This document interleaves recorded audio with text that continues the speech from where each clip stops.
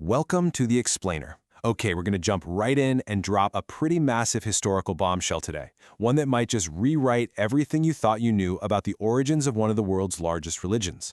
Our central thesis, which comes from the absolutely groundbreaking work of Dr. Pamela Eisenbaum, is simple but honestly staggering. The Apostle Paul was not actually a Christian. Right. So I know exactly what you're thinking. It's a massive paradox, isn't it? How on earth could the guy who literally wrote half of the New Testament, the man who basically laid the groundwork for the global church, not be a Christian himself? I mean, it sounds totally impossible based on our modern understanding of history. But to really understand Paul, we've got to strip away about 2,000 years of assumptions. Section 1. The first Christian. To figure out who Paul really was, we actually need to look at the timeline. So, back when Paul was writing his letters, around the year 50 CE, the Greek word Christianos didn't even exist, at all. It doesn't actually show up until around the year 100 CE, which is decades after Paul died. He never used the word, and maybe more importantly, there was literally no established institution of Christianity for him to even join. Dr. Eisenbaum hits the nail on the head here. She points out that, yes, Paul was absolutely a follower of Jesus, but labeling him a Christian? That fundamentally distorts how the man actually saw his own identity and his very specific mission. If we call him a Christian, we're basically projecting a future religion backward onto a guy who saw himself in a completely different light. Moving on to Section 2. History's game of telephone. So how did we get it so wrong for so long? Well, it's basically history's ultimate game of telephone. We've got two massive historical heavyweights who accidentally projected their own personal baggage right onto Paul. Take St. Augustine, for example. He had this profound conversion experience, leaving Neoplatonism to join the Christian church. So when he read Paul, he just assumed, hey, Paul did the exact same thing, leaving Judaism behind for a new institution. And then, centuries later, you have Martin Luther. He was actively rebelling against the corrupt merit system of Catholic indulgences. When Luther read Paul, he projected that exact rebellion, stereotyping Paul's Judaism as this rigid system of works and merit that Paul just had to escape. But here's the reality check. Paul didn't convert from one religion to another. He didn't just toss his past in the trash to start something brand new, mainly because, there was no Christianity to convert to yet. Instead, his entire new understanding of Jesus was deeply, deeply rooted in his existing faith. Section 3. Harvard for Jews. So if he wasn't converting to a new faith, who was the historical Paul? Well, in his letter to the Philippians, Paul actually flexes his credentials for us to prove his identity. He lists them off. He's a Hellenistic Jew from the tribe of Benjamin, a Hebrew of Hebrews, and a Pharisee. Now, he isn't listing these things to say he left them behind. No, he's proving to his audience that he is the ultimate Jewish insider, not an outsider. Dr. Eisenbaum uses this absolutely fantastic analogy here. Saying you're a Pharisee back then is basically like saying, I went to Harvard for Jews. Being a Pharisee in the first century didn't mean what the later negative stereotypes suggest. It meant Paul was this intensely educated, sophisticated, progressive of his era. He was completely devoted to interpreting the Torah and understanding God's will. He was at the absolute top of his intellectual game.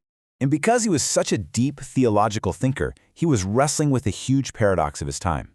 If the God of Israel is the one true God who created the entire world, what exactly is God's relationship to everyone else? Where do the non-Jews, the Gentiles, fit into the grand design? Which brings us to Section 4. The apocalyptic ticking clock. This right here is the core engine driving Paul's entire life. And we kind of need to speed up our own pacing here to match his frantic mindset. When we hear the word apocalypse, we think Hollywood disaster movies, right? The earth exploding. But Paul's view was totally different. To him, an apocalypse meant a strict, non-negotiable deadline was approaching, the dawn of the Messianic age, triggering the final judgment and the resurrection of the dead. It wasn't about checking out of society, it was about facing the ultimate project deadline. So follow the logic here. First, Paul has a mystical vision of the resurrected Jesus. But remember his Pharisaic belief system. Resurrection doesn't just happen randomly. It only happens at the very end of time for the final judgment. Therefore, to Paul, the fact that Jesus was resurrected meant the end of the world had officially kicked off. The countdown timer started.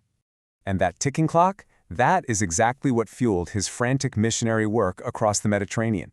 He wasn't out there casually trying to build a new church hierarchy. No way. He was literally racing against the clock to save non-Jews from the ultimate sin of idolatry before tomorrow hit. Section 5. Two Paths to God. So how does he actually save them? Well, first, we need to totally redefine a crucial word: faith. When Paul talks about faith, he's not talking about mentally checking a box of intellectual beliefs. In his world, faith means unwavering hope. It's ultimate allegiance. It's loyalty. Much like Abraham had this unwavering confidence in God's promises, even when things seemed completely impossible. Scholars call his solution the two-way salvation framework, and it's pretty brilliant. For Jewish people, there wasn't really a problem to solve. They were already in a covenant with God, and their requirement was just to faithfully follow the Torah. But the Gentiles? Massive problem. They were worshiping false idols. So for them, putting their allegiance in Jesus acted as a necessary shortcut. It washed them clean of idolatry so they could be reconciled to God right before the clock ran out. And honestly, this completely explains why Paul was so aggressively against Gentile men getting circumcised and fully converting to Judaism. Like this quote says, "At the end of time, the Greek needs to still be a Greek." To Paul, erasing their identity was a complete violation. God created the nations, and God wanted to save the nations exactly as they were. Dr. Eisenbaum compares him to a modern missionary for American democracy. He genuinely believes he holds the superior truth, and he's out there passionately recruiting the nations. He's telling them, look, you don't need to become Jewish. You just need to drop your idols and join God's family, like yesterday, because time is almost up.